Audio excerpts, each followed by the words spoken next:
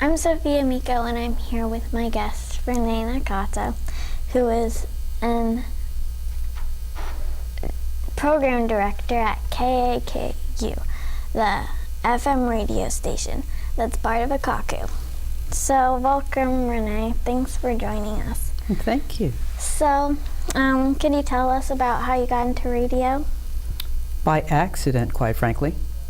I used to be in the Navy, and one of my friends who ran the Naval Station radio programs passed out underneath the console. And someone had to run the radio station, so it ended up being me. That was my introduction to radio. That's interesting. So, what excited you and made you continue doing radio? I like music. I love music, and I love playing music because my parents didn't like it. So I decided to keep doing that, and I got a degree in broadcasting, television, and radio. That's cool. Yeah. So, how did you start radio on Maui? On Maui, yet again, another accident. A friend of mine who was in a band with me, who is a very famous young man, who has passed away just last year, who is now the title owner of the FM radio station, Mr. Larry John, said, "Oh, come be on my show," which was here. Mm-hmm. And he says, "Oh, you should have a show."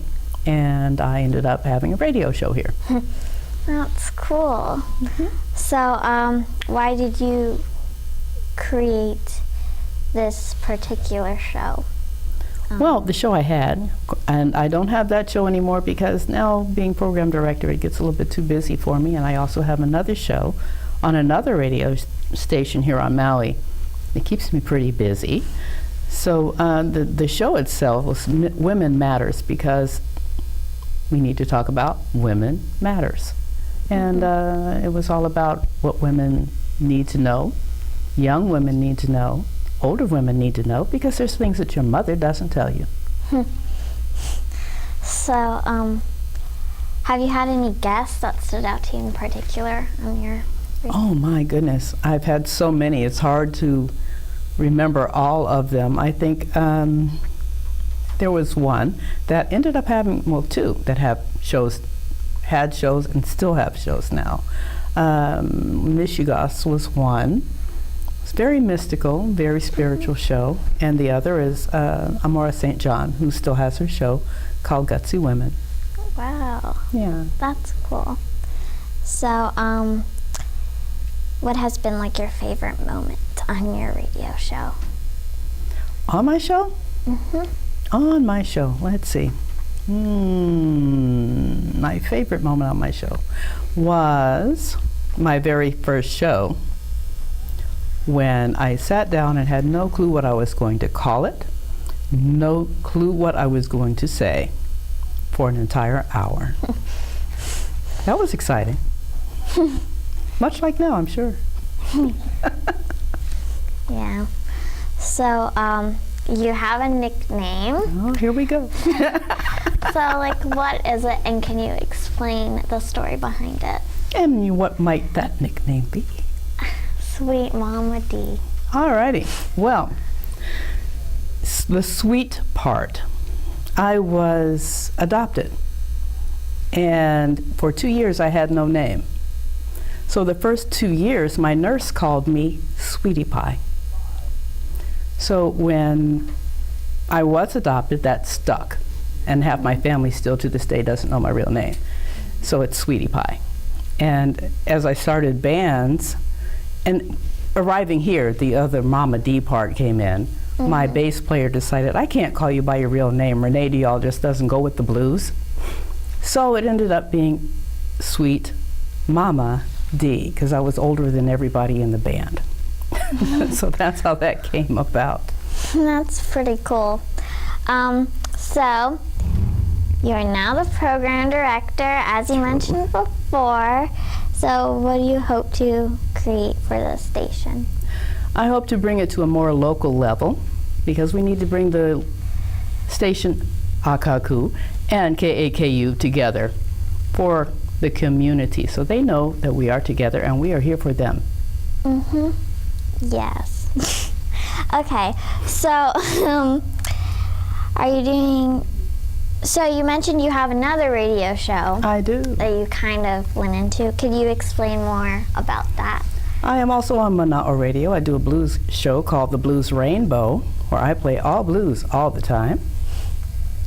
That's cool. Sunday afternoons from 2 to 5 p.m. So,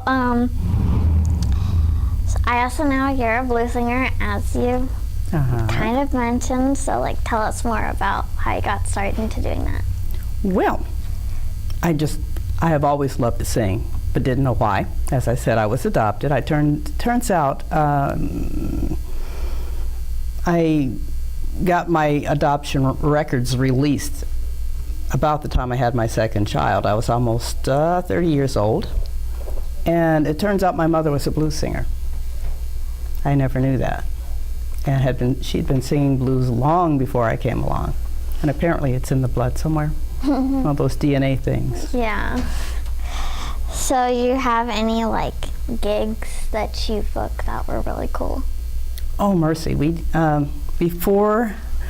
You mean here on Maui in particular? Just kind of anywhere.